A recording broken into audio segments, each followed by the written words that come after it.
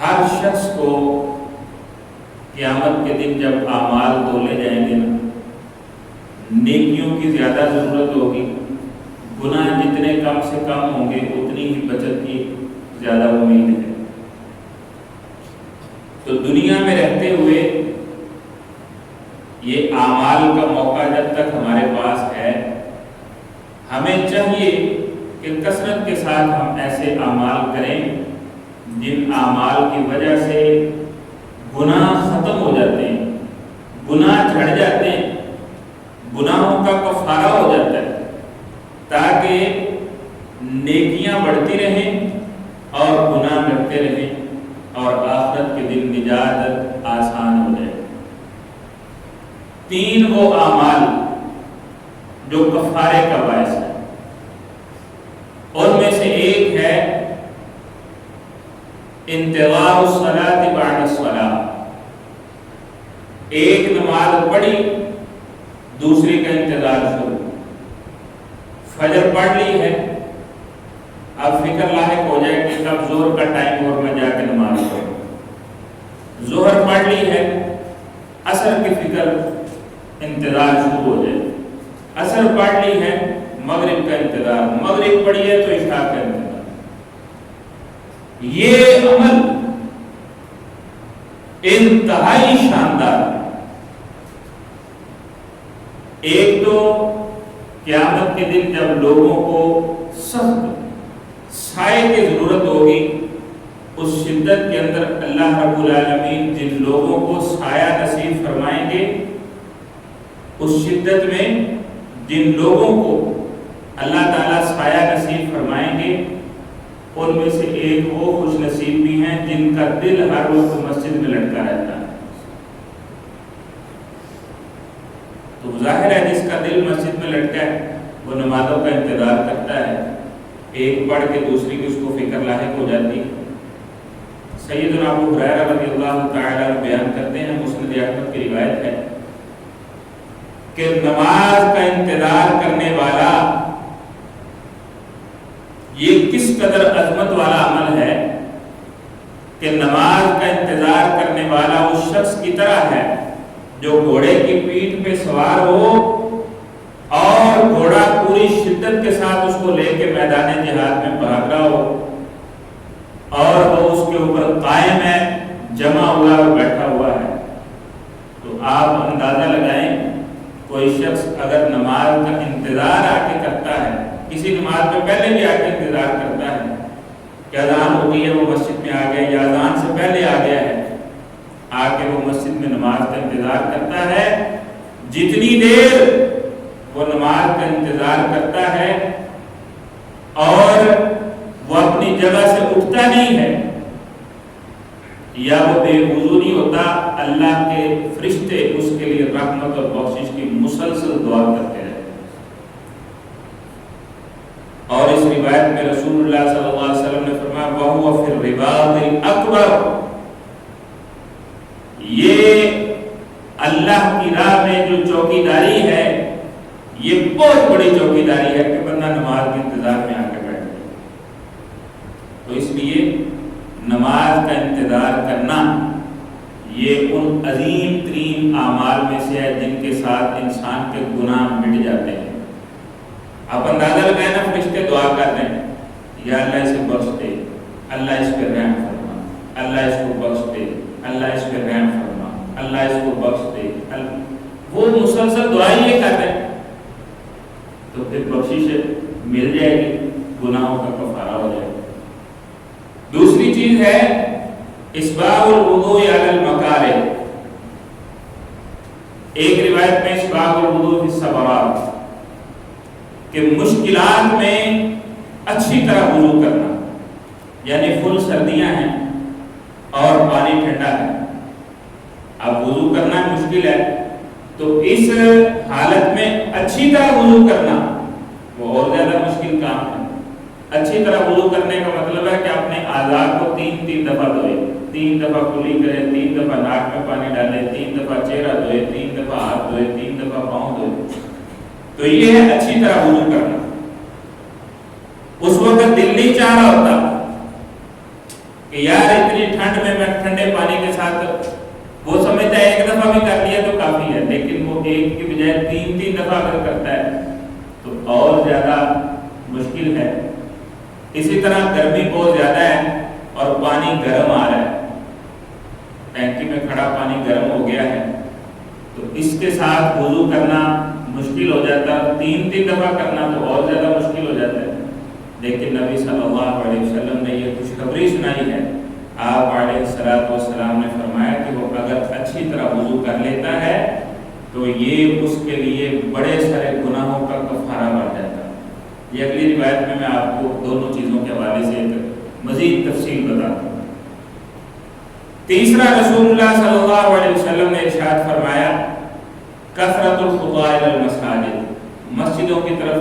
کثرت سے چل کے جانا، مسجدوں کی طرف کثرت سے چل کے جانا، یعنی زیادہ سے زیادہ قدم اٹھا کے مسجدوں کی طرف جانا۔ جمعے والے دن صحابہ سواری ہونے کے باوجود پیدل مسجد کی طرف چلے جاتے تھے تاکہ ہمارے قدم زمین پہ لگیں اور ہمارے لیے وہ درجات اور کفارات کا باعث بنے۔ رسول اللہ صلی اللہ علیہ وسلم کے چند صحابہ قبیلہ بنو سلمہ کے لوگ، یہ مسجد نبی سے کچھ کلومیٹر کے فاصلے پہ رہتے تھے۔ ان کے قبیلے کی ایک اپنی بھی چھوٹی سی مسجد تھی، لیکن یہ اکثر کوشش کرتے کہ مسجد نبی میں جا کے نماز پڑھ کے آئیں۔ تو ایک ایسا وقت آیا کہ ان کا دل چاہا کہ ہم یہاں سے شفٹ ہو جاتے ہیں مسجد نبی کی ہمسائیگی میں، قریب ہو جاتے ہیں تاکہ ہم وہاں جا کے نماز پڑھ سکیں۔ تو نبی صلی اللہ علیہ وسلم کو پتہ چلا تو آپ نے فرمایا بنی سلمہ دیارکم، وہیں رہو جہاں تم رہتے ہو، قریب شفٹ ہونے کی ضرورت نہیں ہے۔ تکتب آثارکم، جب تم اللہ کے گھر کی طرف آتے ہو تو تمہارے قدموں کے نشانات تمہارے نامہ اعمال میں لکھے جاتے ہیں۔ تو مسجد کی طرف چل کے جانا یہ بہت بڑا کفارہ ہے جس سے اللہ رب العالمین گناہوں کو مٹا دیتے ہیں۔ رسول اللہ صلی اللہ علیہ وسلم نے ایک روایت میں فرمایا کہ تمہیں ایسی خبر نہ دوں جس سے اللہ رب العالمین گناہوں کو مٹا دیتے ہیں اور درجات بلند کر دیتے ہیں۔ صحابہ کہتے ہیں ہم نے کہا اللہ کے رسول صلی اللہ علیہ وسلم کیوں نہیں ہمیں ایسے اعمال کے بارے میں ضرور بتائیں۔ پیارے پیغمبر علیہ السلام نے فرمایا کہ ناپسندیدہ حالت میں وضو اچھی طرح کرنا، ایک نماز کے بعد دوسری نماز کا انتظار کرنا، اور زیادہ قدم چل کے مسجد کی طرف جانا۔ یہ درمیان والا دروازہ بھی کھول دے، آواز باہر چلی جائے۔ آپ علیہ السلام نے فرمایا یہ انسان کی خطاؤں کو ختم کرتے ہیں اور اللہ کے ہاں اس کے درجات کو بلند کرتے ہیں، یہ تینوں اعمال۔ اور کس قدر زیادہ، یہ مسند احمد کی روایت ہے، اس کے راوی جناب عمر بن عباس رضی اللہ تعالی عنہ ہیں، بیان کرتے ہیں، تفصیل ہے پوری، کہ رسول اللہ صلی اللہ علیہ وسلم نے فرمایا جب کوئی شخص وضو کرتا ہے، اچھی طرح وضو کرتا ہے، تو جب وہ اپنی ہتھیلیوں کو دھوتا ہے تو پانی کے قطرے جو اس کی ہتھیلیوں کو لگ کے نیچے گرتے ہیں وہ اس کے گناہوں کو بھی اپنے ساتھ ہی لے جاتے ہیں۔ وہ کلی کرتا ہے تو اس کے منہ کے گناہ اس کے ساتھ ہی چلے جاتے ہیں، حتیٰ کہ سارے اعضاء کے بارے میں نبی صلی اللہ علیہ وسلم نے بیان کیا، حتیٰ کہ اس کی آنکھوں کے اندر سے جو پانی ٹچ ہو کے نکلتا ہے وہ اس کے گناہوں کو، آنکھوں کے گناہوں کو اپنے ساتھ بہا کے لے جاتا ہے۔ کانوں کا مسح کرتا ہے تو کانوں کے گناہ اس کے ساتھ ختم ہو جاتے ہیں، حتیٰ کہ ناخنوں کے نیچے اگر کوئی گناہوں کے اثرات ہے تو وہ بھی اس پانی کے ساتھ دھل کے نکل جاتے ہیں، صاف ہو جاتے ہیں۔ اور کہتے ہیں کہ یہ بندہ جب اس طرح اچھی طرح وضو کرتا ہے پھر 2 رکعت نماز پڑھتا ہے، اچھی طرح وضو کر کے 2 رکعت نماز پڑھتا ہے۔ ایک روایت کے الفاظ ہیں کہ وہ اتنے خشوع خضوع کے ساتھ نماز پڑھتا ہے، اتنے آداب کے ساتھ نماز پڑھتا ہے بندہ کہ اس بندے کے نماز میں سوائے نماز کے اور کوئی خیالات نہیں آتے، صرف اللہ رب العالمین کے سامنے وہ کھڑا ہے اور اللہ رب العالمین کے ساتھ اس کا رابطہ ہے۔ یہ شخص جو اتنا اچھا وضو کر کے 2 رکعت نماز پڑھتا ہے، یہ کتنا بڑا کفارہ ہے، یہ آپ کو اندازہ نہیں ہے۔ رسول اللہ صلی اللہ علیہ وسلم نے فرمایا کہیّتہ یوم ولدتہ امہ، یہ شخص اچھا وضو کر کے 2 رکعت نماز پڑھتا ہے پورے خشوع خضوع کے ساتھ، اس میں کوئی سوچتا نہیں ہے، ادھر ادھر اس کی فکر سوچ نہیں بھاگتی، کہیں اور اس کا خیالات نہیں جاتے، وہ اپنے آپ سے بات نہیں کرتا۔ آپ علیہ السلام نے فرمایا کہ وہ بندہ اس طرح گناہوں سے پاک اور صاف ہو جاتا ہے، یہ 2 رکعتیں اور وضو اتنا کفارہ بن جاتا ہے کہ وہ ایسے ہو جاتا ہے جیسے اس کی والدہ نے اس کو آج ہی جنم دیا، جیسے اس کی ماں نے اس کو جنم دیا ہے۔ یہ فضیلت ہے اس حج کی جو حج اللہ قبول کر لے۔ تو اگر عام حالات میں انسان کو اچھا وضو کر کے 2 رکعت پڑھنے پہ یہ فضیلت حاصل ہو، ابو امامہ کہتے ہیں یا عمرو بن عبسہ انظر ما تقول، عمرو بن عبسہ سوچ کے بولو کیا کہہ رہے ہو، اسمعت هذا من رسول اللہ صلی اللہ علیہ وسلم ایعطى هذا الرجل كله في مقامه، کیا آپ نے یہ بات رسول اللہ صلی اللہ علیہ وسلم سے سنی ہے؟ اتنی عظمت،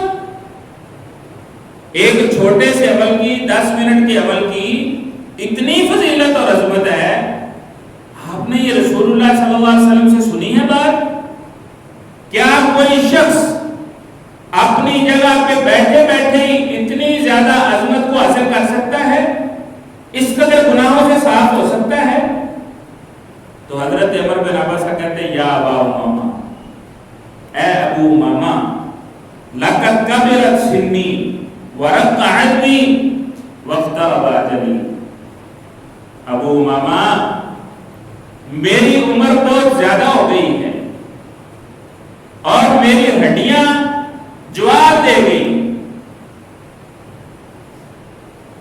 میری موت قریب ہے،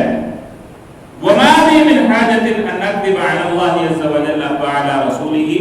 مجھے اللہ اور اس کے رسول کے ذمہ جھوٹ بولنے کی ضرورت کیا ہے؟ یعنی میں عمر کے اس حصے میں ہوں جس میں انسان کو اپنی آخرت کی فکر زیادہ ہو جاتی ہے، تو عمر کے اس حصے میں آ کے میں اللہ یا اللہ کے رسول پہ جھوٹ بولوں گا، مجھے کیا ضرورت پڑی ہے؟ لو لم اسمع من رسول اللہ صلی اللہ علیہ وسلم الا مرہ او مرتين او ثلاثا لقد سمعته 7 مرات او اکثر من ذلك، کہنے لگے کیوں نہیں، یہ بات میں نے رسول اللہ صلی اللہ علیہ وسلم سے 1 دفعہ نہیں، 2 دفعہ نہیں، 3 دفعہ نہیں، 7 مرتبہ یا اس سے بھی زیادہ مرتبہ